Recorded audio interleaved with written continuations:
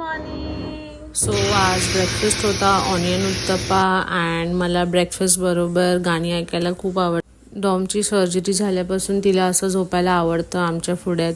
So now let's come to the cooking part. आणि ही सोयाबीनची भाजी मॉमने ऑलरेडी भूमिकासाठी टिफिनला बनवलेली.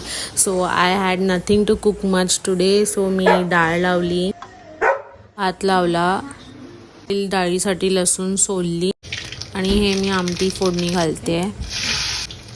अँड मी करी लिव्स टाकायला विसरली.